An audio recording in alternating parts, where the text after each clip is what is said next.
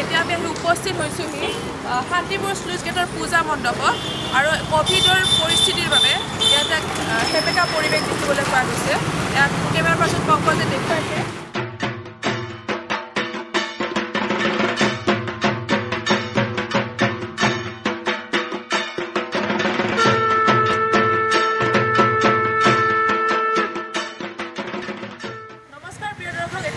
উপস্থিত হৈছিলি Pandu college gate American কলনীত আৰু এই পূজা মণ্ডপৰ আমাৰ কেমেৰা পাৰ্চন পংকজে দেখুৱাইছে পূজা মণ্ডপৰ পৰিৱেশ।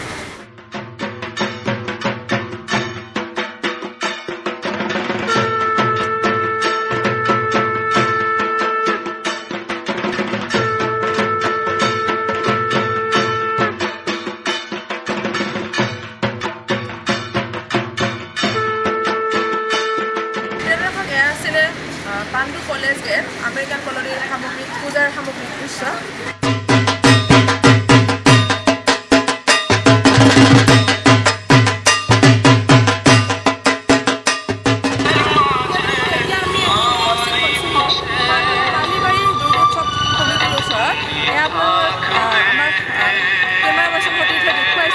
সামগ্ৰিক পৰিৱেশ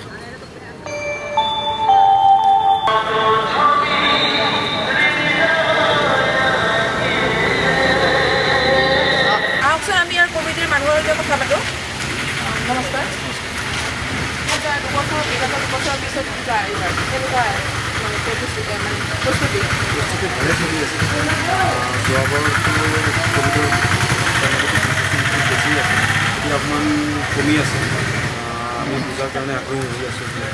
বাজেটৰ কেনেকুৱা ধৰণৰ আগৰ তুলনাত? হয়, আগৰ তুলনাত বাজেট অকণমান বাঢ়িছে। যেনেকুৱা লাষ্ট ইয়াৰ আমাৰ আছিল 1 লাখ পৰা 1.5 লাখ, এতিয়া 3 লাখমান আমাৰ বাজেট। কোভিড পৰিস্থিতিৰ প্ৰতি লক্ষ্য ৰাখি কিবা? হয়, নিশ্চয়। আমি চেনিটাইজাৰ ৰাখিম, মাস্ক ৰাখিম, মাস্কটো দিয়া হ'ব। এণ্ড আমাৰ থাৰ্মো স্কেনাৰ থাকিব আৰু আমাৰ ইফালে এণ্ট্ৰি গেট এটা আৰু এক্সিট গেট দুটা ৰাখিছোঁ। আৰু মানুহ চাই মেলি যেনেকুৱা 20 জনমান এণ্ট্ৰি কৰি পিছত আকৌ ওলাই পেলাই আকৌ 20 জন। আমি সামাজিক যিটো ব্যৱস্থাত মানি কোভিডৰ পৰিস্থিতি চলা হৈছে, গতিকে ইয়াত নিশ্চয়কৈ সেইটো ব্যৱস্থা হয়। এইটো গভৰ্ণমেণ্ট প্ৰট'কল যিটো SOP দিয়া আছে সেইমতে আমি যাব লাগিব। আমি তাৰ অন্যথা কৰিব নোৱাৰিম।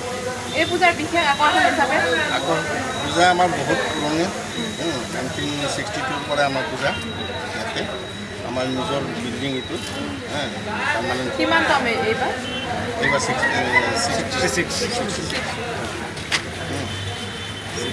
ইয়াৰ্ছ কৰি আছে আমাৰ।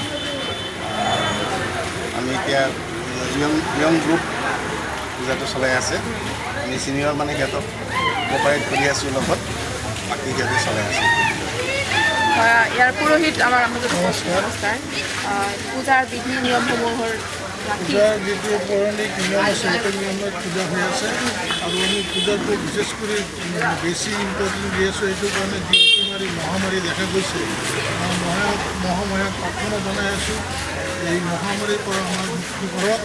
আমি সকলোৱে জানো ভালদৰে আগৰ দৰে সুশৃংখল হৈ থাকিব পাৰোঁ, এইটো উদ্দেশ্য। এইবাৰ অলপ ভাল, মানুহৰ ৰাস্তাৰ মানুহ ওলাইছে, এইবাৰ অলপ ভাল। আগৰবাৰ বৰষুণ হৈছিল বহুত বেছিকৈ বা কোভিডৰ বাবে দিয়া হোৱা নাছিল মানুহক সমাগম কৰিবলৈ। গতবাৰ কথাটো হ'ল কি, আমাৰ যে COVID-19 এটা ভয় মানুহৰ ভিতৰত আছিলে, অলপ কম। মানুহৰ ভয় আছে থাকিলেও এইবাৰ অলপ কম।